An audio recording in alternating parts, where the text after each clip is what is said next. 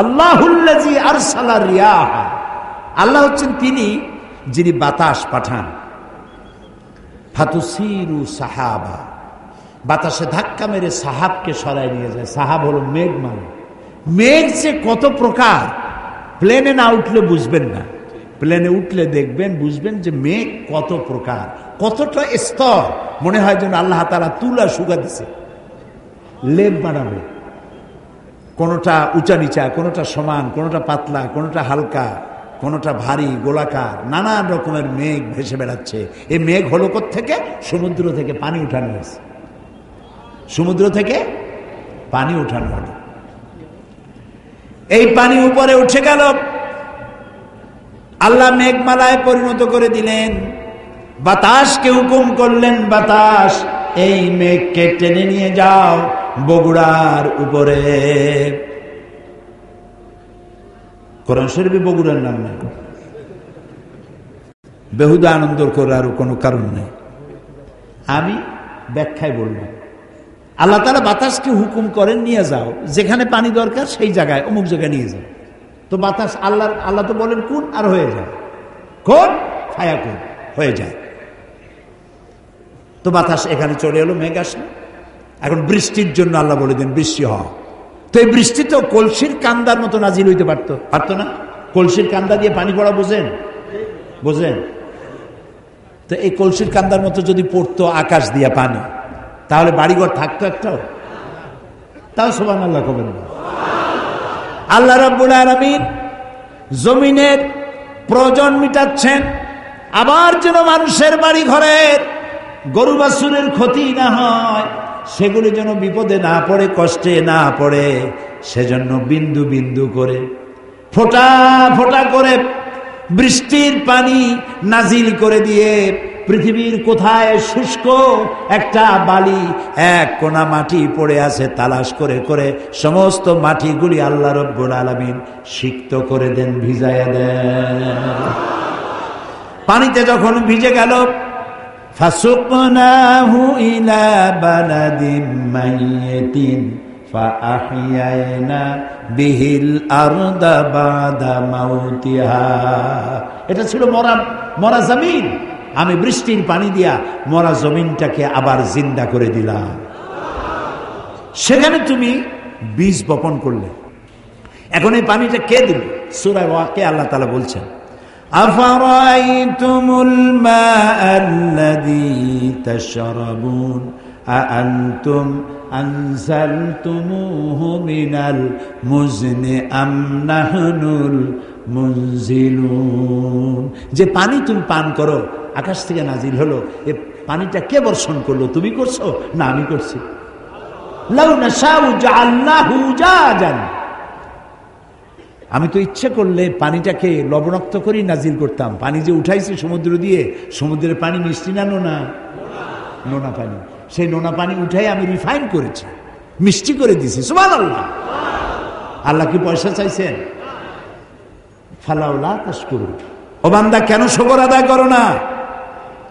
এই পানি যদি আমি শুকাই দেই, সূরা মুলুকের মধ্যে আল্লাহ তাআলা বলছেন, কুল আরাআইতুম ইন আসবাহা মাউকুম গাওরান ফামান ইয়াতিকুম বিমাইম মাইন।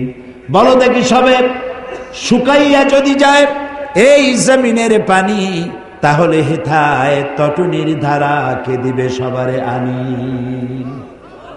আমি যদি মাটির নিচে, মাটির লেয়ারে, মাটির নিচে পানি আছে না, তাও কথা কেন? আর পানি না থাকলে আপনি টিউবওয়েল দিয়ে উঠান কি? মাটির নিচের পানি, খালের পানি, বিলের পানি সব যদি আমি আল্লাহ শুকায় দেই, তাহলে আমি আল্লাহ ছাড়া এমন কে আছে নতুন করে আবার মরা গাঙ্গে পানির জোয়ার এনে দিতে পারে? আছে কেউ? বলেন সুবহানাল্লাহ, সুবহানাল্লাহ। এভাবে করে আল্লাহ তাআলা পানির ব্যবস্থা করে দিচ্ছেন। সেই আল্লাহ এই পানির চক্রাকারে, এই পানি দিয়ে আল্লাহ তাআলা সব সৃষ্টি করেছেন এবং পানি দিয়ে পৃথিবীর মানুষকে ধন্য করেছেন। আল্লাহ তাআলা বলছেন, দেখো পৃথিবীকে সজ্জিত করেছি, কোনো জিনিসকে আমি খালি খালি বানাই নাই। এই যে ব্যাংকগুলা, ব্যাংক আছে না, এই ব্যাংকগুলো সব চালান দিছে ওই যে অনেক আগে যে সব সরকার ছিল, বাংলাদেশে ব্যাংকগুলি সব পাঠাই দিয়েছে চায়না। ওরা তো ব্যাংক খায়। আমি ব্যাংকক গিয়েছিলাম, মেলবোর্ন ইউনিভার্সিটিতে মাহফিল ছিল। মেলবোর্ন অস্ট্রেলিয়া, যার রাজধানী সিডনি, মেলবোর্ন ইউনিভার্সিটিতে আমার মাহফিল। ব্যাংকক হয়ে যেতে হবে, ব্যাংকক হয়ে ফিরতে হবে থাইল্যান্ডের রাজধানী দিয়ে।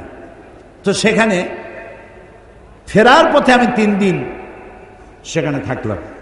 দেখলাম ওখানে তো বুদ্ধ ধর্মের লোক বেশি, বৌদ্ধ ধর্মের লোক বেশি। অহিংসা পরম ধর্ম, জীব হত্যা মহাপাপ। যাদের ধর্মীয় নীতি, জীব হত্যা করে তারা জনমের মতো। রাস্তার ধারে আমাদের দেশে যেভাবে বাদাম ভাজে, ওইভাবে রাস্তার ধারে ঘিতে করে, এই কড়াইতে করে ঘি দিয়ে ভাজে। তেলা পোকা, উই পোকা, সার পোকা, উরসুঙ্গা, তারপরে আর কি কি আছে এরকম, আরশোলা, আর কি আছে এই গাছের সাদা সাদা পোকা, এইগুলি ভাজি করে, কড়া ভাজি। হ্যাঁ, ফড়িং, বড় বড় ফড়িং, এইগুলো রাস্তায় দাঁড়ায় দাঁড়িয়ে কিনে কিনে এগুলো জমের খাওয়া খায়। আর ব্যাঙের সব তৈরি করে, আস্তে আস্তে ব্যাঙ ব্রিজে করে নিয়ে আসে, 5 স্টার 7 স্টার হোটেল, বড় বড় ব্যাঙ, সেগুলো নিয়ে আসে। ব্যাঙের সব এমনভাবে বসায় রাখে মনে হয় লাভ দিয়ে মাথার উপর পড়বে। এখন এগুলি, এই ব্যাঙ এগুলি পোকামাকড় খাইত, আপনার ফসল রক্ষা হতো, সে ব্যাঙগুলোরই মারি ফেলেছে। পাখিতে পোকামাকড় খায়, পাখিগুলারে মারে। আমাদের দেশে অতিথি পাখি আসে সাইবেরিয়া থেকে। কোথেকে আসে? সাইবেরিয়া থেকে। সাইবেরিয়া কি আপনার ঠনঠনিয়ার মতো কাছে না, অনেক দূর। জি, আবার এখানে আবার একটা ঠেঙ্গা মারা বলে আছে, ওইখানে মানুষ যায় কেমন আল্লাহ জানে। আমাদের বরিশালে আছে গলাচিপা।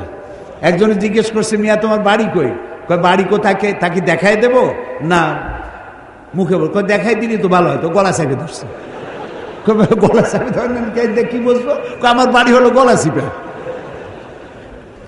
এখন পাখিগুলি আসে সাইবেরিয়ান দ্বীপপুঞ্জ থেকে, যখন সেখানে স্নো পড়ে, বরফ পড়ে, বরফের জ্বালায় ঠান্ডা টিকতে পারে না, তখন তারা ওড়া আরম্ভ করে। হাজার হাজার নয়, লক্ষ লক্ষ পাখি শূন্য, মহাশূন্য দিয়ে উঠতে উঠতে সমুদ্র পাড়ি দেয়, জঙ্গল পাড়ি দেয়, মরুভূমি পাড়ি দেয়, দিয়ে এই বাংলাদেশের সিলেটের সুনামগঞ্জের হাওড়ে এসে নামে। সুবহানাল্লাহ। কে পড়ছি নাই? নাম কি তার? জোরে বলো। ওরা আমাদের মেহমান। আমাদের দেশের লোকেরা মাশাআল্লাহ মেহমান ধরিয়া জম্মের খাওয়া খায়। পাখি, পশু পাখি আল্লাহ তাআলা যেগুলির হালাল করছে খাবেন, কিন্তু একটু বুঝে শুনে খান। ওরা মেহমান হিসাবে আসছে, সেগুলোরও খাই ফেলাবেন। এটা আপনার প্রাকৃতিক ভারসাম্য, জীববৈচিত্র্য, আপনার ভারসাম্যকে রক্ষা করে। সুবহানাল্লাহ। রাসূলুল্লাহ সাল্লাল্লাহু আলাইহি ওয়াসাল্লাম বলেছেন, যখন তিনি যুদ্ধে যেতেন তখন সাহাবায়ে কেরামদেরকে বলতেন, 3টা নির্দেশ দিতেন, গাছ কাটবা না। সুবহানাল্লাহ বলবেন, গাছ কাটবা না। আর সেখানে কি গাছ ছিল? খেজুর গাছ। গাছ কাটা মানেই হচ্ছে অর্থনৈতিক ক্ষতিগ্রস্ত করা। গাছ কাটবা না। বৃদ্ধ এবং শিশুদের গায়ে হাত দিবা না।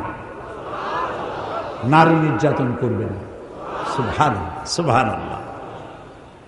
তো ন্যাচারাল প্রকৃতির ভারসাম্য রক্ষা করার জন্যই আল্লাহ এগুলি তৈরি করে রেখেছেন।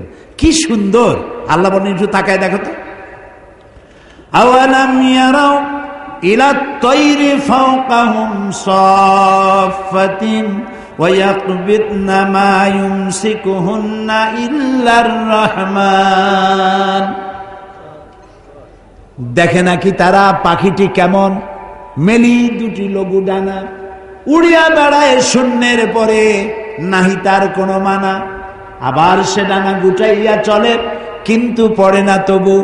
বলো কে বা তারে শূন্যে রেখেছে, ভিন্ন সে এক প্রভু। দেখছেন, ঘুঘু, ঘুঘু, চিল এইভাবে ডানা ধাক্কা দিতে দিতে ওড়ে। আবার উঠতে উঠতে কখনো ডানা এভাবে সোজা করে প্লেনের মতো উড়ে চলে যায়, আবার ডানা দুটা বন্ধ করে দিয়ে সাঁ করে চলে যাচ্ছে, কিন্তু পড়ে যাচ্ছে না। আল্লাহ কয়, কে রাখছে শূন্যের উপরে জানো? নাম কি? সুবহানাল্লাহ। এগুলি দেখো আর শুকর আদায় করো, কিভাবে আমি এই পাখিগুলিকে সুন্দর করে সাজায় রাখছি, পাখি দিয়ে, গাছ দিয়ে, পালা দিয়ে, ফুল দিয়ে পৃথিবী সুসজ্জিত করেছে। মানুষ ধ্বংসই করে, গড়তে পারে কম। ফুলের গাছ, একজনে ফুলের গাছ উগলাইতে শুরু করছে, তো পুলিশ একটা এসে বলছে, আচ্ছা তুমি ফুলের গাছ উগলাচ্ছ, দেখো না এখানে লেখা কি? কয়, লেখা তো আছে ফুল ছেঁড়া নিষেধ, গাছ উগলানো তো আর নিষেধ না। ও গাছের গোড়া শুদ্ধ উগলায় নিয়ে যাচ্ছে। এগুলো আমাদের চরিত্র, ন্যাশনাল ক্যারেক্টার। পরিবেশ দূষণ করা জাতীয় চরিত্র। সিগারেটে মুখে ধরায় টান একটা দিয়া উপরে ফু দিয়ে দেখে যায় কদ্দুর। ও চিন্তা করে না যে কত বড় ক্ষতি হচ্ছে পরিবেশে। যে ব্যক্তি সিগারেট পান করেন তিনি তার জীবনের সাথে শত্রুতা করেন। যিনি সিগারেট পান করেন তিনি তার কলিজার টুকরা সন্তানের সাথে দুশ্মনী করেন। কারণ সিগারেট খেয়েছেন, মুখে যে দুর্গন্ধ, এটা দিয়ে বাচ্চার মুখে চুমা দিয়েছেন, এই দুর্গন্ধ আপনার বাচ্চার কলিজার টুকরা সন্তানের কচি হার্টে গিয়ে আঘাত করেছে। আপনি এই ছেলের বাপ হওয়ার যোগ্য নন, আপনি এই বাচ্চার দুশমন। আপনার লজ্জা হওয়া উচিত। সিগারেট খাওয়া মুখ দিয়া ফেরেশতার মতো পবিত্র বাচ্চার মুখে চুমা দিচ্ছেন।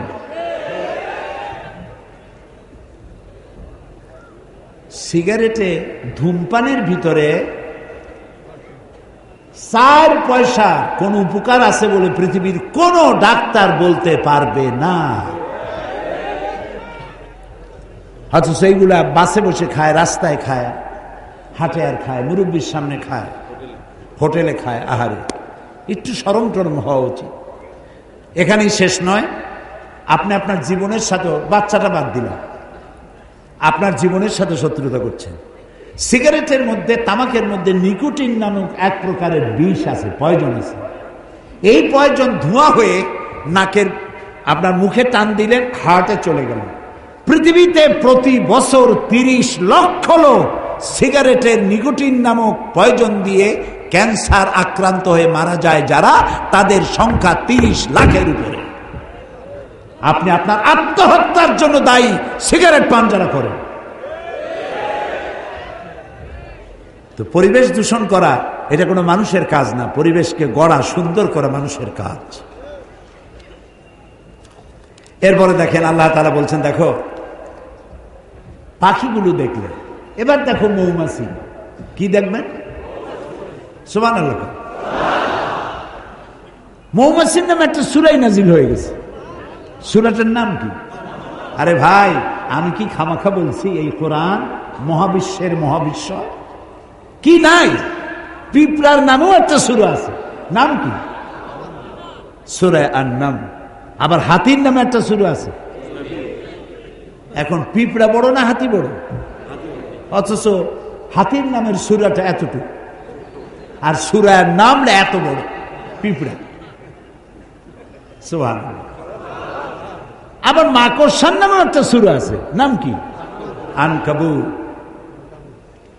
আবার মানুষের নামে একটা সূরা আছে, নাম কি? আন-নাস। এখন মানুষের মধ্যে তো 2টা শ্রেণী, পুরুষ আর নারী। মেয়ে লোকের নামে একটা সূরা আছে, সূরা নিসা। এখন আন-নাস, নারী আর পুরুষ মিলে যেটা, সেটা এতটুকু। আর মেয়ে লোকের নামে যে সূরাটা এত বড়। সুবহানাল্লাহ।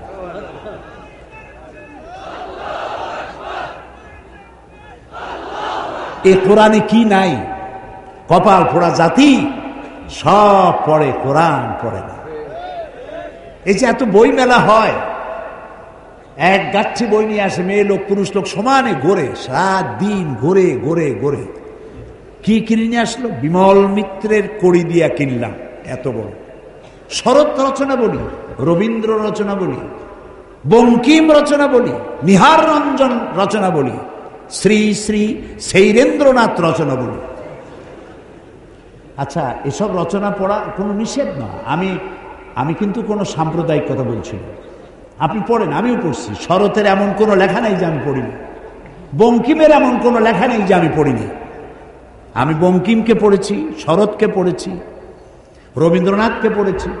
রবীন্দ্রনাথের 2 বিঘা জমিন কবিতা পড়ে আমি কেঁদেছি। কাবুলিওয়ালা গল্প পড়ে আমি কেঁদেছি। এসব বই পড়া নিষেধ নয়, আপনি বই পড়েন, কিন্তু সব বই পড়ার আগে কোরআন বোঝা ফরজ। আপনি তো আসল কিতাবের কাছে যান নাই।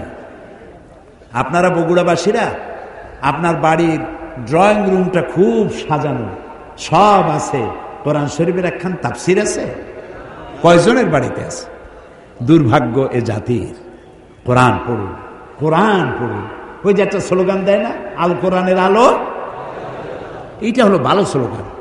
খালি একটা স্লোগান পাইছে, ইসলামের শত্রুরা হুঁশিয়ার সাবধান। কি এর শত্রু? আমার কোনো শত্রু নাই। আওয়ামী লীগ আমার, বিএনপি আমার, জামাত ইসলামী আমার, জাতীয় পার্টি আমার, হিন্দু আমার, বৌদ্ধ আমার, মুসলমান আমার, যারা মানুষ তারাই আমার।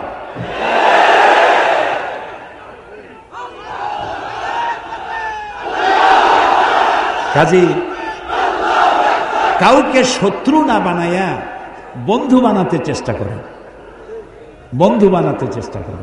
মানুষকে ভালোবাসা দিয়ে যা করা যায়, শাসন করে তা করা যায় না। এই জন্য দেখেন বারবার কোরআনের কথা আসে। আল্লাহ তাআলা কোরআনে কোথাও বলেন নাই যে আমার কথা না মানলে বোমা মেরে উড়াই দাও। বলছে একটা আয়াত শোনেন, আমার কথা না মানলে কল্লা কাটিয়ে দাও আছে। বরং কল্লা কাটার ব্যাপারে আল্লাহ বলেছেন, একটি মানুষকে যদি কেউ হত্যা করে,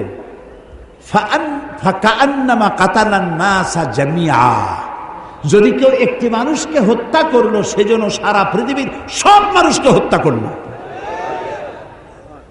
যদি কেউ একটা মানুষকে বাঁচায় দেয়, সেজন্য সারা পৃথিবীর সব মানুষ বাঁচায় দিল। এইটা হলো কোরআন। এটা কি? এই হচ্ছে সেই কোরআন। এটা সাম্প্রদায়িক নয়, এটা সন্ত্রাসের জন্ম দেয় না। কোরআন সন্ত্রাসীদেরকে বিদায় করে দেয়।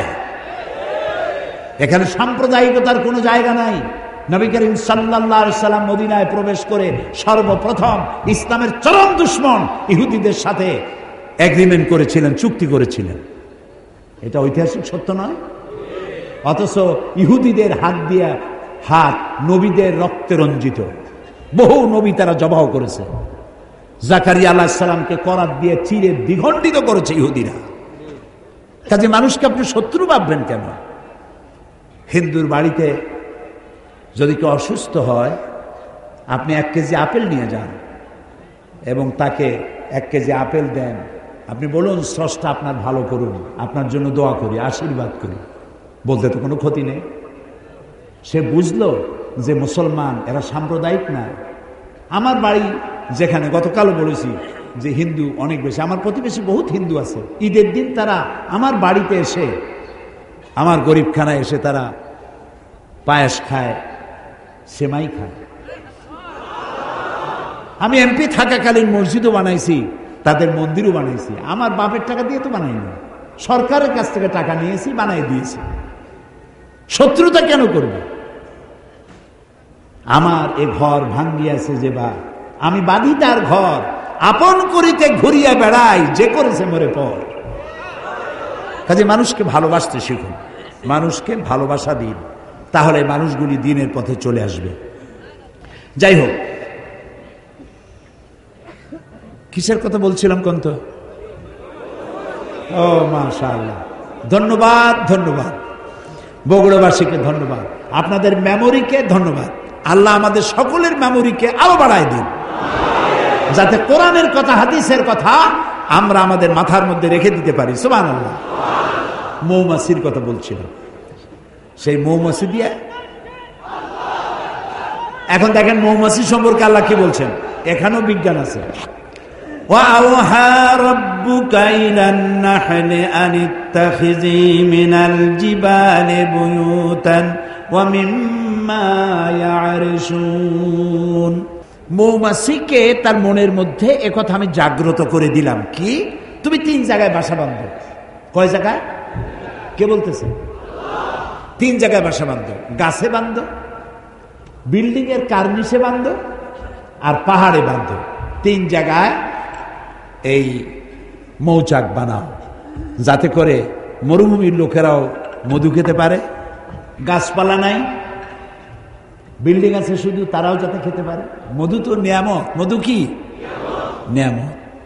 আপনি বানান, পয়জন হয়ে যাবে। বিভিন্ন ফুল থেকে আপনি বিভিন্ন মধু বানায়, আর্টিফিশিয়াল, নিজেরা যদি বানান পয়জন হয়ে যাবে। খাবেন, জনমের মতো কলেরা হইয়া বসন্ত হয়ে মারা যাবে। মৌমাছি দিয়ে আল্লাহ বানাচ্ছেন। দেখেন, আল্লাহ রাব্বুল আলামিন বলেন 3 জায়গায় চাক বানাও। সুম্মা কুলি মিন কুল্লি সামারাতি ফাসলুকি সুবুলা রাব্বিকা যুনুলা। এরপরে তুমি প্রত্যেক ফুলের থেকে মধু আহরণ করো এবং তোমার রব কর্তৃক নির্দিষ্ট পথে ফিরে আসো।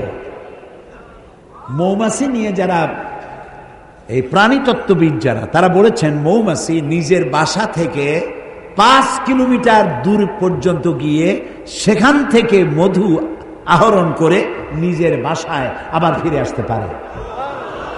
সে পথ হারায় না, কারণ আল্লাহ তাআলা বলেছেন সুম্মা কুলি মিন কুল্লি সামারাতি ফাসলুকি সুবুলা রাব্বিকা যুনুলা। তোমার রব কর্তৃক নির্ধারিত পথে ফিরে এসো। ওই রাস্তায় যায়, আবার সেই রাস্তা দিয়ে ফিরে আসার মতো একটা জ্ঞান আল্লাহ তাকে দান করেছেন। এখন দেখুন, মৌচাক দেখছেন আপনারা? মৌচাকের অসংখ্য চেম্বার আছে। এই চেম্বারগুলি কয় কোণ বিশিষ্ট বলেন তো? হ্যাঁ, মৌ খাইছে জন্মের খাওয়া, কিন্তু দেখে নেই। 6 কোণ বিশিষ্ট। মধু মক্ষিকা যে চাক বানায় 6টা কোণ থাকে, প্রতিটা চেম্বারের 6টা কোণা। এই যে সমান সাইজের, একটাও বড় নয় একটাও ছোট নয়, হাজার হাজার চেম্বার বানালো 6 কোণ বিশিষ্ট। ওর কাছে কি জ্যামিতি বক্স ছিল? মেশিন টুল ছিল? কি দিয়ে বানালো? সুবহানাল্লাহ বলবেন? সুবহানাল্লাহ। এরপরে বিল্ডিং এর কার্নিশে এসে বানায়েছে মৌচাক। 1/2 মণ, 1 মণ ওজন, পড়ে যাচ্ছে না। কোন সুপার গ্লু দিয়ে সেটাকে লাগালো? সুবহানাল্লাহ, আল্লাহু আকবার। আল্লাহ তাআলা এই মধুমক্ষিকার মধ্যে আল্লাহ তাআলা এই শক্তি দান করেছেন, বুদ্ধি দান করেছেন, প্রজ্ঞা দান করেছেন। আর মধু হচ্ছে শেফা। আল্লাহ বলছেন শেফাউন লিন্নাস, এটা মানুষের জন্য, এটি হলো শেফা, রোগের প্রতিষেধক। প্রত্যেকদিন যাদের ডায়াবেটিস নাই, তারা প্রত্যেকদিন ফজরের নামাজের পর হাত ধুয়ে হাতের তালুতে 1 টিস্পুন ফুল, 1 চামচ পরিমাণ মধু চেটে খাবেন, 1 গ্লাস পানি খাবেন। আল্লাহ রোগ ব্যাধি থেকে হেফাজত করবেন। এটা হলো মধুর ব্যাপারে। একটা হলো আল্লাহর ওষুধ, আর একটা হচ্ছে রাসূলুল্লাহর ওষুধ। সুবহানাল্লাহ। সেটা হলো হাব্বাতুস সাওদা, ব্ল্যাক শিট, কালো জিরা। এটা কি? কালো জিরা। কালো জিরা বলেন আপনারা? এই কালো জিরা। কালো জিরা সম্পর্কে রাসূলুল্লাহ বলেছেন দাওয়াউন লিকুল্লি দা ইল্লা সাম। এই কালো জিরাগুলি সমস্ত রোগের ওষুধ, মৃত্যু ছাড়া। সুবহানাল্লাহ বলবেন না? আমাদের কপাল খারাপ, কোরআনও পড়ি না, হাদিসও স্টাডি করি না, হুজুরদের কাছে যাই আর তাবিজ নিয়ে আসে, আর ওই যে কালো সুতা এগুলো পড়ে নিয়ে আসে। হুজুররা কি পড়ে আল্লাহ জানে, কালো সুতা গিরে দেয়, গিরে দেয়, গিরে দেয়। কতগুলো গিরে দিয়ে দিল, কতগুলো তাবিজ দিল, বাচ্চার গলায় ঝুলাই দিল। বাচ্চা যদি কথা বলতে পারতো, বলতো মা আমি কি অপরাধ করছি, এতগুলো ঝুলাইছো কেন? এই সুতা মুতা ঝুলানো, তাবিজ লাগানো শরীয়তের কোনো বিধান নাই। রাসূলুল্লাহ তাবিজ লেখার জন্য কোনো পারমিশন দেন নাই। একজন সাহাবীও তাবিজ লেখেন নাই। রাসূলুল্লাহ ঝাড়ফুঁক করেছেন, সাহাবায়ে কেরাম ঝাড়ফুঁক করেছেন, আপনিও করুন। রোগাক্রান্ত কোন রোগীকে দেখতে গেলে রাসূলুল্লাহ বলেছেন ৭০,০০০ ফেরেশতা তার জন্য দোয়া করে। এই সব কাম তো করবো না, আকাম করে বেড়াবো খালি। রোগী দেখতে যান, রুগীর মাথায় হাত বুলান, সূরা ফাতিহা পড়ে ফু দিয়ে আসেন, সুবহানাল্লাহ বলে। সুতরাং আল্লাহ তাআলা এই মধুকে ওষুধ বানাইছেন, আবার এই মধু পান করলে নানাবিধ রোগ আল্লাহ মাফ করে দেন। এখন দেখুন আল্লাহ তাআলা বলছেন এই যে উট, এখন তো উট বাংলাদেশে কোরবানির জন্য আসে, এই উটগুলি সম্পর্কে আল্লাহ বলেছেন আফালা ইয়ানজুরুনা ইলাল ইবিলি কাইফা খুলিকাত, উট বানাইছি কেমনে তা কি দেখছো? কে বলতেছেন? উট বানাইছি কেমনে তা কি দেখছো? এত জিনিস থুইয়া আল্লাহ তাআলা উটের কথা বললেন কেন? এটার ব্যাপারে অনেক তাফসীর আসছে। কেউ বলছে উটের দুইটা হাঁটু, কেউ বলেছে উট মরুভূমির জাহাজ, নানান কথা নানান জনে বলেছে। কিন্তু সর্বশেষ যেটা আবিষ্কার হয়েছে সেটা হলো উট হচ্ছে পৃথিবীর সমস্ত প্রাণী থেকে আলাদা এক্সেপশন, কিছু কোয়ালিটি আল্লাহ তাকে দান করেছেন, কিছু আলাদা জিনিস দিয়েছেন। সেটা কি? সেটা হলো এই সমস্ত মানুষ পানি যতটা লোড করে খায় ততটা আনলোড করে, পেশাব করে বের করে দেয়। উট একমাত্র প্রাণী যতটা পানি খায় তার সবটা পেশাব করে ফেলে দেয় না, কিছু পানি জমা করে রাখার মতো তার বডির মধ্যে একটা চেম্বার আছে যেখানে পানিটা জমা থাকে। পৃথিবীর সমস্ত প্রাণী বাতাস থেকে অক্সিজেন নেয়, আর এই অক্সিজেন যতটা নেয় ততটাই ছেড়ে দেয়। উটই একমাত্র প্রাণী যতটা অক্সিজেন গ্রহণ করে সব ছেড়ে দেয় না। তার লাংসের পাশে, তার লাং যেটা, ওর পাশে একটা চেম্বার আছে, সেই চেম্বারে খানিকটা অক্সিজেন জমা করে রাখে। কেন? এই জন্য যে মরুভূমিতে বালুর ঝড় হয়, সাইমুন ঝোড়ো হাওয়া, এই বালুর ঝড় যখন হয় তখন মানুষেরা টের পেয়ে যার যার বাড়ি চলে যায়। উট তো থাকে মরুভূমিতে, ওর তো বাড়ি নাই, ঘর নাই।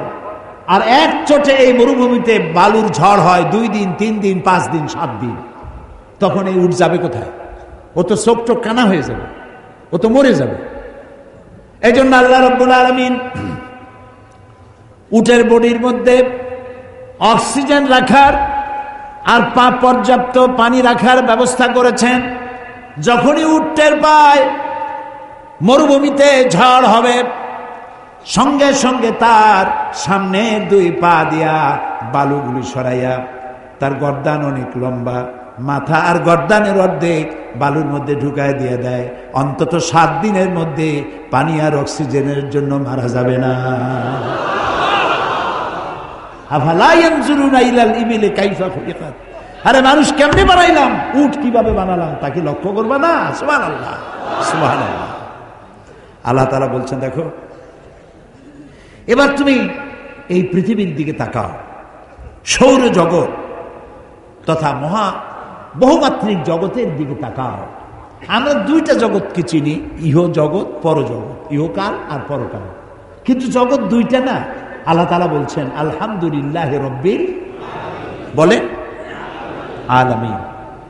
বহু জগতের, বহুমাত্রিক জগতের কনসেপশন আল্লাহ তাআলা সূরা ফাতিহার শুরুতেই দিয়েছেন। তিনি এক জগতের রব নন, তিনি বহুমাত্রিক জগতের রব। বহুমাত্রিক জগৎ কোথায়? মহাশূন্যে আছে গ্যালাক্সি, মিল্কি ওয়ে, এখানে রয়েছে চন্দ্র, সূর্য, গ্রহ, নক্ষত্র, অসংখ্য জগৎ। কত বড় জগৎ তা আমি বলে শেষ করতে পারবো না। এই পৃথিবীর উপরিভাগে একটা জগৎ, এর তলদেশে আরেকটি জগৎ, পানি, সমুদ্র, পানির মধ্যে এক জগৎ, সমুদ্রের তলায় আর এক জগৎ, এ মাটির তলায় আরো বহু জগৎ। এই বহু জগতের, বহুমাত্রিক জগতের মালিককে আল্লাহ তাআলা। বিজ্ঞানীরা বলেছেন যে চাঁদ হচ্ছে পৃথিবী থেকে 2,32,000 মাইল দূরে, আর সূর্য হচ্ছে 9,30,00,000 মাইল দূরে। সূর্য হচ্ছে পৃথিবীর চাইতে 13 লক্ষ গুণ বড়। এটা দেখে মানুষ অবাক হয়ে গেছে। কিন্তু বিজ্ঞানীরা বলেন এরপরে তারা আরো আবিষ্কার করলো, এমন সব গ্রহের, এমন সব তারকার সন্ধান তারা পেলেন যেই তারকা সূর্যের চাইতে বড়। কত বড়? যেই সূর্য পৃথিবীর চাইতে 13 লক্ষ গুণ বড়, এই সূর্য 2.5 থেকে 3 কোটি সূর্য খাইয়া হজম করতে পারে এমন হাজারো লাখ তারকা আল্লাহ তাআলা মহাশূন্যে তৈরি করে রেখেছে। বিজ্ঞানীরা মনে করছেন এটাই বুঝি সব থেকে বড়। আল্লাহ কয় না, এটাই বড় না, আরো আছে। বিজ্ঞানীরা সেটাও আবিষ্কার করেছে। বিজ্ঞানীরা খুঁজতে খুঁজতে সেটার সন্ধান পেয়েছে। সেটা হলো ব্ল্যাক হোল। সেটা কি? ব্ল্যাক হোল, অন্ধকূপ। এই অন্ধকূপ বিশাল।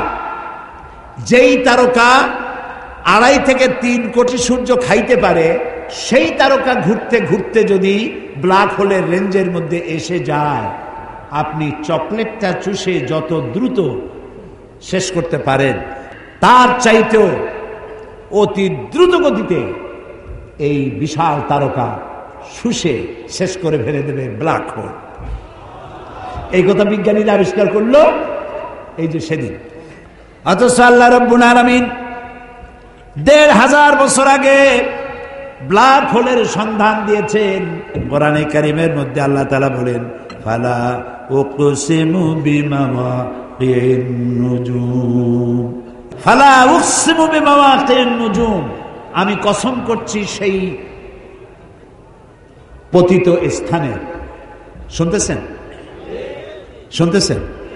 আল্লাহ তাআলা বলছেন, আমি শপথ করি সেই পতিত স্থানের যেখানে তারকা সমূহ নিপতিত হয়। তারকা নিপতিত হয় কোথায়?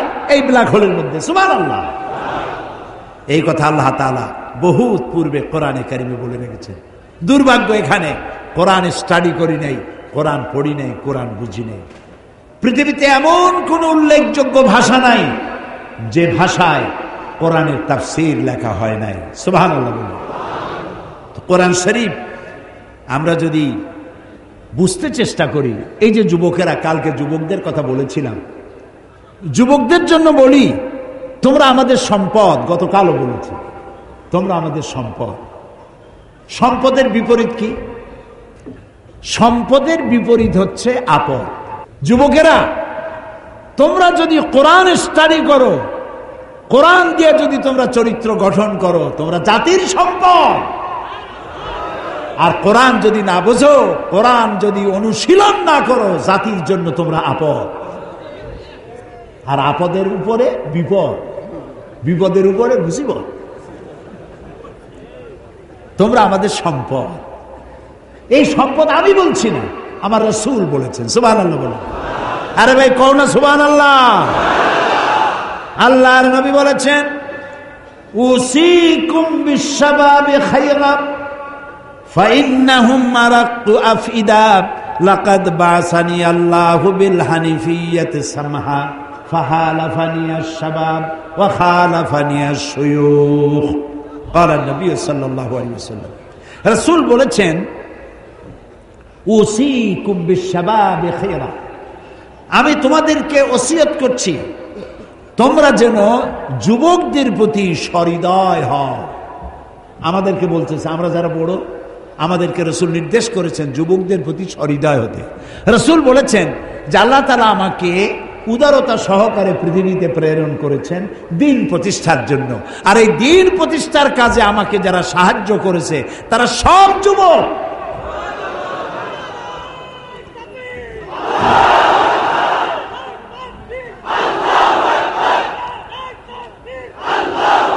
আর যারা বিরোধিতা করেছে সব বুড়ো, বুড়োর দলেরা, এরা বিরোধিতা করেছে।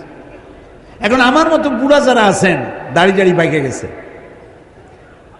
আপনারা কি নারাজ হচ্ছেন নাকি? না, আমরা ওই যৌবন কালটা কাটাই আসছি। জি, ওই পর্যায়টা আমরা পার হয়ে এসেছি। তবে আমরা যৌবন কালে আল্লাহর সাথে, আল্লাহ রাসূলের সাথে বেয়াদবি করিনি, আলহামদুলিল্লাহ। আমরা দ্বীন প্রতিষ্ঠার জন্য আমাদের জীবনকে ওয়াকফ করেছি, আলহামদুলিল্লাহ। যুবকেরা, আল্লাহ রাসূল বলছেন যুবকেরা আমাকে সাহায্য করেছে। দেখেন, রাসূল যখন ইসলাম প্রচারে নামলেন, সাহায্য করেছে কারা? হযরত আবু বকর রাদিয়াল্লাহু তাআলা আনহু যখন ইসলাম কবুল করেন, বয়স ছিল তখন তার মাত্র 37 বছর। ওমর রাদিয়াল্লাহু তাআলা আনহু যখন ইসলাম কবুল করেন, বয়স ছিল 26 বছর। জুবাইর ইবনুল আওয়াম, আব্দুর রহমান বিন আওফ, বয়স ছিল মাত্র 17 বছর। হযরত আলী বয়স ছিল মাত্র 8.5 বছর। কিশোর, তরুণ, যুবক ইসলামের জন্য রক্ত দিয়েছে। মদিনায় যখন রাসূল হিজরত করে গেলেন, এমন সুন্দর চেহারার মানুষ জীবনে কেউ কোনোদিন দেখে নাই। মদিনার লোকেরা তাকায় আছে, চোখকেও ফিরাইতে পারে না।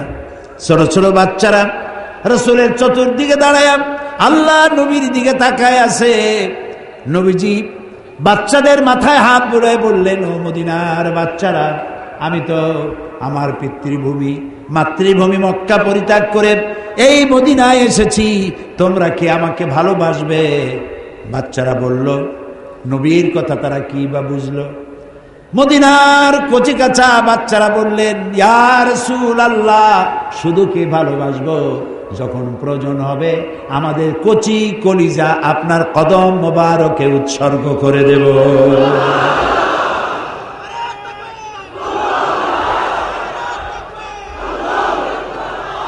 সুতরাং যুবকরাই সর্বকালে সর্বযুগে যুবকরাই ইসলামকে সাহায্য করেছে, আলহামদুলিল্লাহ।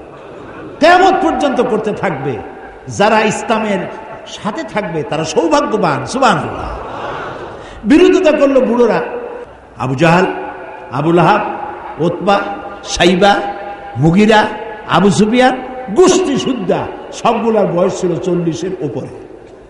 এই বুড়োরা বিরোধিতা করেছে। হযরতে আবু সাঈদ খুদরি রাদিয়াল্লাহু তাআলা আনহু, বহুত হাদিসের রাবী তিনি কোন মজলিসে বসা থাকলে যদি দেখতেন যুবক আসতেছে, তিনি দাঁড়ায় যেতেন। সুবহানাল্লাহ বলতে, আমরা তো চেয়ারটা পাইলে আর ছাড়তেই চাই না। যুবক আসছে, খেয়ালও করি। আল্লাহ রসুলের সাহাবী যুবক দেখে দাঁড়ায় গেছেন, দাঁড়ায় গিয়ে বলতেন, মারহাবাম বিওয়াসিয়াতি রাসূলিল্লাহ সাল্লাল্লাহু আলাইহি ওয়াসাল্লাম, হে রসুলের চলমান উপদেশ, হে রসুলের চলমান উপদেশ, মারহাবা, ওয়েলকাম, স্বাগতম, আমি তোমাকে সুস্বাগতম জানাচ্ছি। কারণ কাদ আমারানা আন নাহফাজাল হাদিসা ওয়া নুআসিয়া লাকুম ফিল মাজালিস, কারণ রসুল আমাদেরকে বলেছেন আমরা যেন রসুলের হাদিসগুলি সংরক্ষণ করি আর আমাদের মজলিস সমূহে যুবকদের জন্য যেন জায়গা বানায় দেয়। যুবকদের বসতে দাও, ওদেরকে ভালোবাসো, ওদেরকে রাগ করো না। আমাদের কপাল খারাপ, আপনারা রাগ করতেছেন নাকি? মসজিদে যদি ছোট বাচ্চা যায়, কিছু মুরব্বী আছে, দূর দূর দূর। আশ্চর্য কথা, একটা বাচ্চা ঢুকেছে, আপনি দূর দূর করতেছেন। ওরা কি কোনো বিশেষ কোনো প্রাণীর বাচ্চা? মানুষের সন্তান, আপনি চোখ মোটা করতেছেন। প্রথম কাতারে বাচ্চা দাঁড়াইছে, তো আপনার কি হয়েছে? আপনি কেন ধমক দিবেন? এটা আল্লাহর মসজিদ, এটা আপনার মামু বাড়ি না। বাচ্চা ছেলেটাকে আদর করেন, একটা কোনায় জায়গা করে দেন। তার বাপ বা চাচা যার সাথে আসছে, বাচ্চাটা নিয়ে এক কোনায় গিয়ে দাঁড়াবে। মাঝখানে দাঁড়ালে দেখতে অসুন্দর। ইসলাম তো আবার সৌন্দর্য প্রিয় বেশি। আল্লাহ নিজে সুন্দর, সুন্দরকে তিনি ভালোবাসেন। দেখেন না, লাইন সোজা হতে হবে। নামাজ পড়বো যেমনি খুশি সামনে দাঁড়াই নিতে হয় না।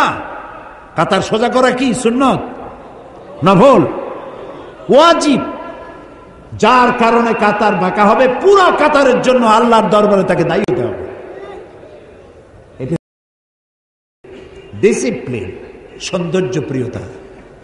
নামাজ পড়বেন অক্ত মতো। আপনার প্লেন ছাড়বে বলে আপনি নামাজ, জোহরের নামাজ 12টার সময় পড়ে যাবেন, ট্রেন ছাড়বে আসরের নামাজ 3টার সময় পড়বেন, তা হবে না। যে জাতির 5 ওয়াক্ত নামাজ টাইমলি পড়তে হয়, সেই জাতির পাঞ্চুয়ালিটির কোনো জ্ঞান নাই। মন্ত্রী সাহেব বক্তৃতা করবেন বেলা 3টায়, 5টায়ও খোঁজ নেই। 5 মিনিটের জন্য ওয়াজ করতে দেওয়া হয়েছে, আহমদু নুসল্লি আলা, তারপরে সাল্লাল্লাহ পড়তে পড়তে 1.5 ঘন্টা শেষ। এই হলো আমাদের সময়ের জ্ঞান। 9টার ট্রেন কয়টায় আসবে? দেখা গেল একদিন সত্যি সত্যিই 9টার ট্রেন 9টায় আসছে। লোকেরা খুব খুশি। স্টেশন মাস্টার বলছে এত খুশি হওয়ার কারণ নাই, গতকালকেরটা আজকে আসছে। তো সময়ের জ্ঞানও নাই, বাচ্চাদের প্রতি স্নেহ নাই। বরং আমি বলতে চাই, পকেটে 2-4টা চকলেট রাখেন মুরব্বীরা। কোনো বাচ্চা যদি মসজিদে যায়, নামাজ পড়তে দেখেন, বেরোবার সময় ওর হাতে মাথায় হাত বুলাবেন, বাবা তুমি নামাজ পড়তে আসছো, খুব খুশি হয়েছে, তোমার নাম কি বাবা? নামটা শুনলেন, হাতে একটা চকলেট ধরাই দিলেন। বাচ্চা মনে করলো মসজিদে গেলেই তো চকলেট পাওয়া যায়। আর যে ধমক দিছেন, ও বাড়ি যায় মার কাছে বলবে, মা আমি জিন্দিগিতে মসজিদে আর যাবো না। ওর কলজা ছোট তো, আপনি বাচ্চা ছেলেকে কতটা ধমক দিবেন, কতটা চোখ মোটা করবেন, তার একটা মেজারমেন্ট থাকতে হবে। ছোট্ট বাচ্চা ধমক দিবেন 1.5 মণ ওজনের, তো হার্ট ফেল করবে।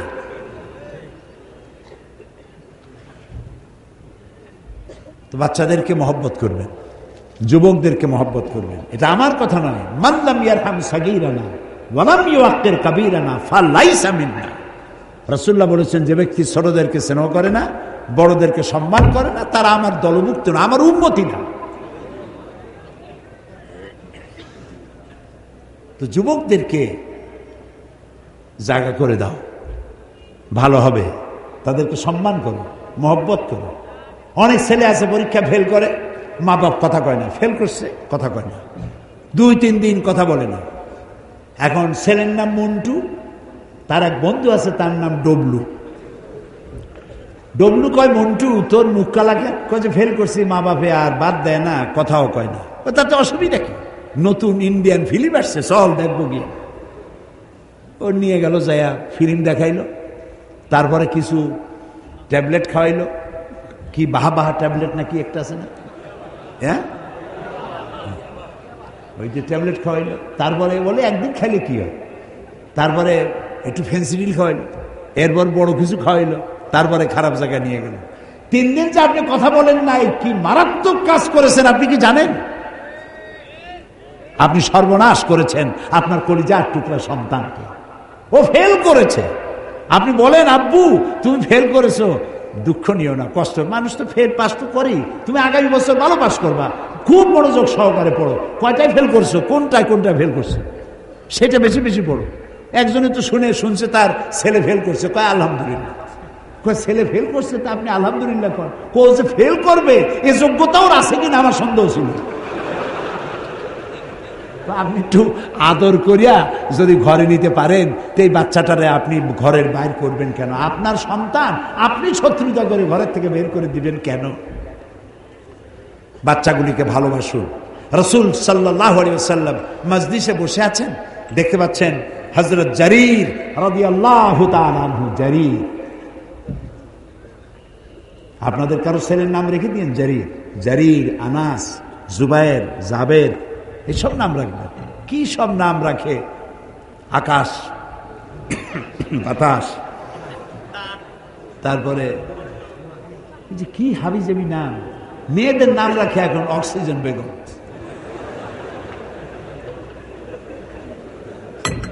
আল্লাহ হেদায়েত করুক, বলেন আমিন।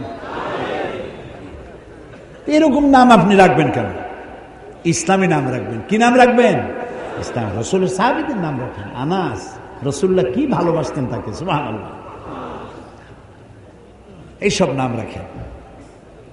তো জারীর রাদিয়াল্লাহু তাআলা আনহু, তিনি যদি কোন মজলিসে আসতেন, সাহাবীরা বলতেন আমাদের মধ্যে এক ফালি চাঁদ উদিত হয়েছে, এত সুন্দর ছিলেন তিনি দেখতে। মজলিসে জায়গা পান নাই, দাঁড়ায় আছেন, রাসূলের দৃষ্টি এড়ায় নাই।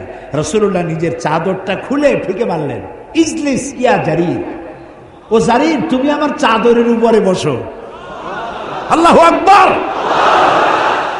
বিশ্ব নবী,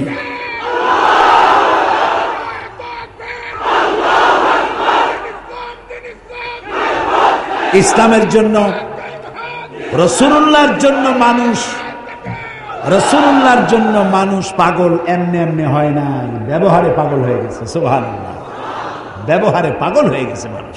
আল্লাহু আকবার। ইজলিস ইয়া জারীর, ও জারীর তুমি আমার চাদরে বসো। ফাকাব্বালাহা জারীর ওয়া দাম্মাহা ইলাই। হযরত জারীর রাসূলের চাদর উঠায় নিলেন, উঠায় নিয়ে বুকের সাথে জড়ায় ধরলেন, চুমা খাইলেন, চোখ দিয়ে পানি পড়তেছে, বলতেছেন ইয়া রাসূলুল্লাহ, আপনার চাদরে কি কেউ বসতে পারে? আকরামাকাল্লাহ কামা আকরামতানি ইয়া রাসূলুল্লাহ। হে রাসূল, আপনার সম্মান আল্লাহ কোথায় উঠাইছেন? সুবহানাল্লাহ, আরো উঠাক, আরো উঠাক।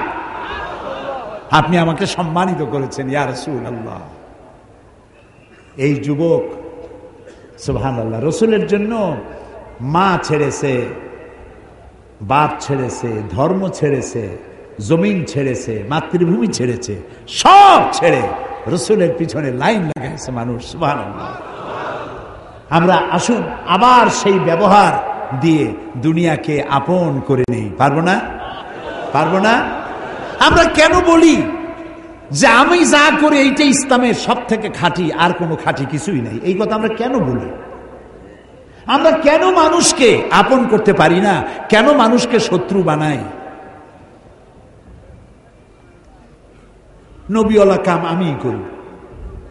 আমি তাফসীর করতেছি, আমি যদি বলি আমি ইসলামের সব থেকে বড় কামটা করতেছি, তো আমার মতো পাগল আর দুনিয়ায় কেউ নেই। যারা মসজিদ ইমামতি করে তারা যদি বলে সব কাম আমি করি, যারা ওয়াজ করে তারা যদি বলে সব কাম আমি করি, যারা ইসলামের বই লেখে তারা যদি বলে সব কাম আমি করি, এটা কি হইল? না, হইল না। আপনি তো বাকিগুলারে শত্রু বানাই দিছেন। আপনি স্বীকৃতি দেন, যারা ওয়াজ নসিহত করেন লাখো জনতার কাছে কোরআনের কথা পৌঁছায় দেন। সুবহানাল্লাহ।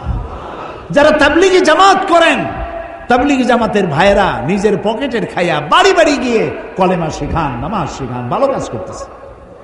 সুবহানাল্লাহ।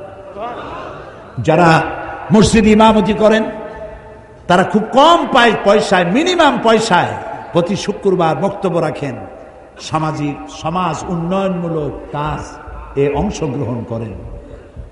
যারা ইসলামের নামে বই লেখেন তারা জাতিকে সচেতন করেন। যারা ইসলামের রাজনীতি করেন তারা রাজনীতি যাতে জাহান্নামের দিকে না যায় সেই জন্য জীবন দিয়ে পাহারা দেয়, জাতিকে পাহারা দেয়। তো যারা জমিন চাষ করে, লক্ষ্য করেন, জমিন চাষ করে, তো জমিন চাষ করতে গিয়ে কেউ তো চাষ করে, কেউ জমিন নিড়ায়। বগুড়ায় কি করে? নিড়ায় না? নিড়ায়। কেউ ওষুধ ছিটায়, কেউ সার দেয়, কেউ গরু বাছুর থেকে ফসল বাঁচায়, ফসল কাটলে কেউ কেটে গাড়িতে উঠাইয়া বাড়ি নিয়ে যায়। তাহলে যে চাষ করছিল সেই কি দাবি করবে যে সমস্ত ফসলের ক্রেডিট আমার? আমি বুঝি না মানুষের মাথা কতটা খারাপ হলে সে যেটা করে ওইটাই ভালো, বাকি সব খারাপ। এই কথা আপনি কেন বলেন? এই ছোট লোকী আচরণ বন্ধ করুন। এই সুপিরিয়রিটি কমপ্লেক্স মাথা থেকে নামায় দেন। সবাইকে সম্মান করতে শিখুন, সবাইকে মর্যাদা দিতে শিখুন, প্রত্যেকের কাজে স্বীকৃতি দিতে শিখুন, তাহলে ভালো হবে। 15 কোটি মুসলমান যদি এক থাকে, এই জমিন কোন শকুনের কুদৃষ্টি পড়তে পারবে না। আর যদি শকুনের কুদৃষ্টি পড়ে আমাদের এই ঘরোয়া মারামারিতেই পড়বে। আমরা একজন আহলে হাদিস চোখে দেখতে পারি না, আহলে হাদিস আমারও চোখে দেখতে পারে না, কমি মাদ্রাসা আলিয়া দেখতে পারে না, আলিয়া কমি দেখতে পারে না, কয় যে আলিয়া এর সবকিছু খালি আছে। এগুলো কেন কই কন্ত দেখি? আমি তো বলি আমার এই দুইটা চোখ, আপনার কয়টা? দুইটা, একটা ডান আর একটা। এই দুইটা চোখের মধ্যে আপনার কাছে কোনটা প্রিয়? হ্যাঁ, দুইটাই আমার কাছেও। আলিয়ার কওমি মাদ্রাসা আমার দুইটা চোখের মতো প্রিয়।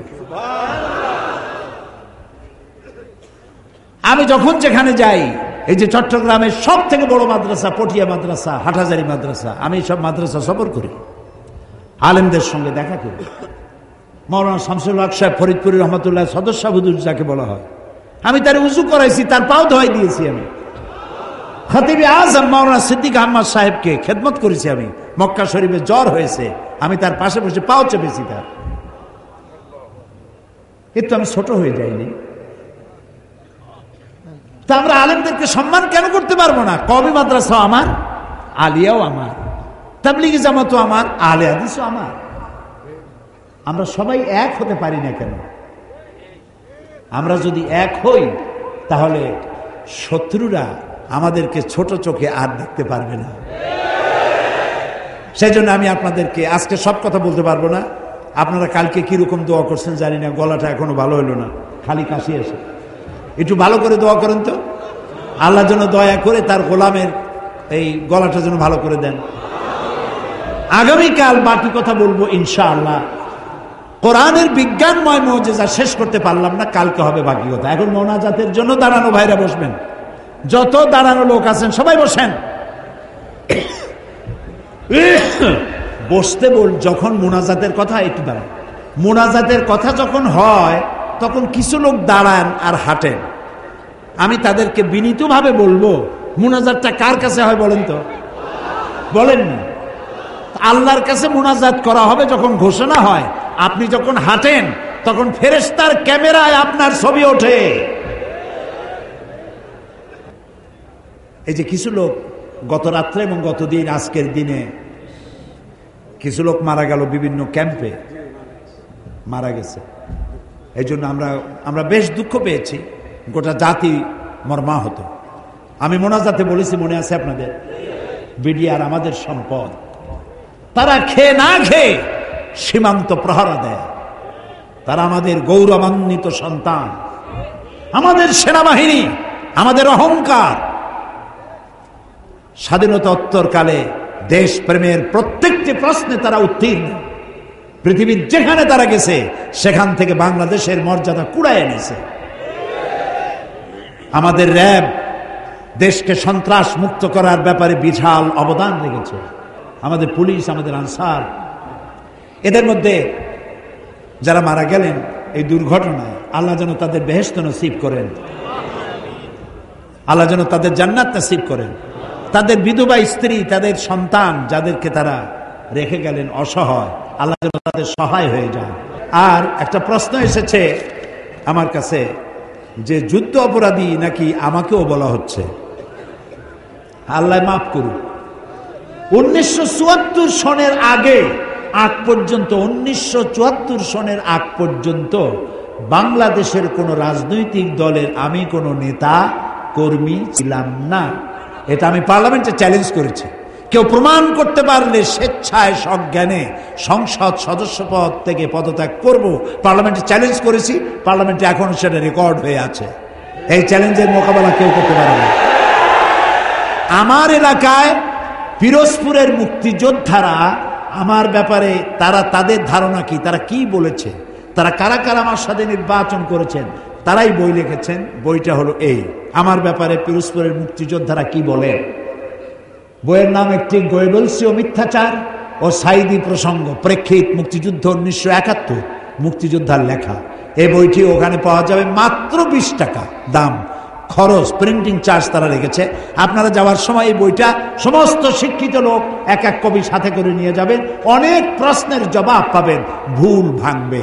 আল্লাহ তাআলা আমাদের গোটা জাতিকে ঐক্যবদ্ধভাবে বেঁচে থাকা এবং ঐক্যবদ্ধভাবে এই দেশকে গড়ার তৌফিক আল্লাহ তাআলা দান করুন। আপনারা যাওয়ার সময় অবশ্য বইপত্র নিয়ে যাবেন, আর কালকে বই কেনার জন্য প্রস্তুতি নিয়ে আসবেন, আর এই মাহফিলের খরচ পকেটে নিয়ে আসবেন। আল্লাহ সকলকে তৌফিক দিন, আল্লাহুম্মা আমিন। রব্বানা যালামনা আনফুসানা ওয়া ইন লাম তাগফির লানা ওয়া তারহামনা লানাকুনান্না মিনাল খাসিরিন। আয় আল্লাহ তাআলা, হাজার হাজার মুসলমান নরনারী দীর্ঘক্ষণ তোমার কোরআনের কথা আমরা শুনেছি। মেহেরবানি করে জিন্দেগি গুনাহ খাতাকে মাফ করে দাও। আমাদের মা বাপ মুরব্বী যারা কবরে শুয়ে আছেন, কবরগুলিকে জান্নাতের টুকরা বানায়া দাও। রব্বির হামহুমা কামা রব্বায়ানি সগীরা। সবাই পড়েন, রব্বির হামহুমা কামা রব্বায়ানি সগীরা। আয় আল্লাহ তাআলা, আমাদের প্রিয় জন্মভূমি বাংলাদেশ, এই বাংলাদেশের উপরে তোমার রহমত নাজিল করো। আল্লাহ অশান্তি দূর করে দাও, মারামারি কাটাকাটি অশান্তি দূর করে দাও, প্রত্যেকের অভাব অভিযোগ দূর করে দাও।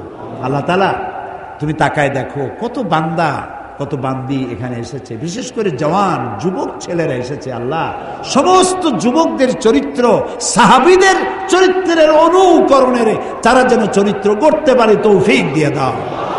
সমস্ত যুবকদেরকে দিনদার বানাও, ইমানদার বানাও, নামাজি বানাও, কোরআন বোঝার জন্য যুবকদেরকে পাগল বানায় দাও, কোরআনের প্রতি তাদের মহব্বত কলিজার মধ্যে দিয়ে দাও। আল্লাহ ঐতিহ্যবাহী জেলা বগুড়া, আল্লাহ বগুড়ার সমস্ত মানুষগুলির উপরে রহমত নাজিল করো। বাংলাদেশের স্বাধীনতা সার্বভৌমত্ব কিয়ামত পর্যন্ত হেফাজত করো। আমাদের মধ্যে ভুল বুঝাবুঝি নিরসন করে দাও। ভাই ভাই মিলেমিশে চলার তৌফিক দান করে দাও। সারা দুনিয়ার মুসলমানদের উপরে তোমার রহমত নাজিল করো। আগামীকাল এই মাহফিলের শেষ দিন, আল্লাহ তুমি দয়া করে এই মাহফিলকে আগামীকাল তুমি কামিয়াব করে দিও। রব্বানা তাকাব্বাল মিন্না ইন্নাকা আনতাস সামিউল আলিম ওয়া তুব আলাইনা ইন্নাকা আনতাত তাওয়াবুর রহিম। সুবহান রাব্বিকা রাব্বিল ইজ্জাতি আম্মা ইয়াসিফুন ওয়া সালামুন আলাল মুরসালিন ওয়ালহামদুলিল্লাহি রাব্বিল আলামিন। ওয়াজআল আখিরা কালামিনা ইনদাল মাউতি লা ইলাহা ইল্লাল্লাহু মুহাম্মাদুর রাসূলুল্লাহ। আসসালামু আলাইকুম।